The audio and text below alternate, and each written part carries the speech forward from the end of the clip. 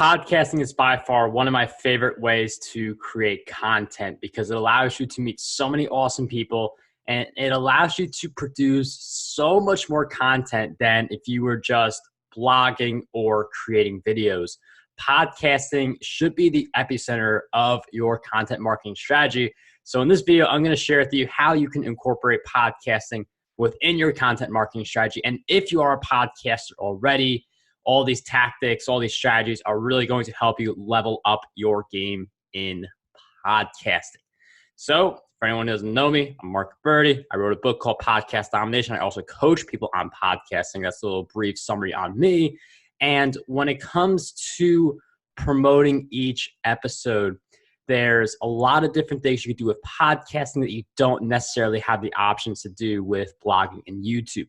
The biggest differentiator with podcasting is that you can reach out to guests when their episodes come out, tell them that their episode is out, and then they will promote. So to make this a little easier, I actually used an app called Spark. It's an email inbox app, and it allows you to schedule emails in advance. So if you've ever sent an email to someone like a week after their episode came out, that's a little late. You can still get someone to promote, but it's not going to be as effective.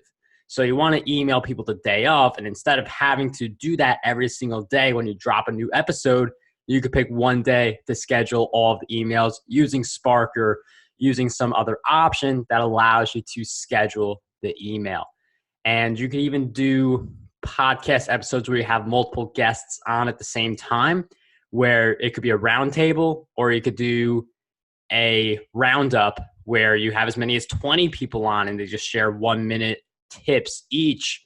And that's just more people who you could reach out to and have them promote the episode when it comes out in the email. Also make it easy for them to promote the episode. Give them social media swipe copy they can use where to just copy and paste into Twitter, into Facebook, into all their different social networks. Because if they don't have to come up with hashtags, if they don't have to come up with the copy, they are going to be more likely to share. Sometimes the big reason that people don't share the episode when it comes out is just because they don't have the copy in front of them and you're not telling them in the email to share on Facebook, share on Twitter, and these other places. Another really big advantage with podcasting is just you get so much content because there's so much like pictures, video clips, blog posts that you can create from a 20 to 30 minute interview. When you are interviewing the person, take notes on some of the really insightful things they say and turn those into pictures. It is such an easy way to create more content for your social networks while connecting the podcast to your social media posts so that you're promoting the podcast and you also have more content for your social networks. For video, you can take the entire interview, put it up on YouTube. One thing I also recommend is that you take parts of the video interview and put that up on YouTube and add something extra to the video part of the episode that is not in the podcast. That way, your podcast listeners have a reason to go on your YouTube channel because so many podcasters, they just take the same audio file and they upload it to YouTube. There is no incentive for me as a podcast listener to go visit your YouTube channel. And likewise, if I'm a YouTube subscriber, I have no reason to visit your podcast unless you're doing a little bit different content on each of those platforms. You can take the same interview, frame it in a slightly different way, add some commentary. There's a lot of ways to create different content. And when it comes to the blogging, you can transcribe. You could also be writing down ideas as you go. One of the things that I like to do is if I come up with a great blog post idea, I'll say I'll drop the blog post idea in the show notes, not having written the blog post yet, but then that gets me to write the blog post.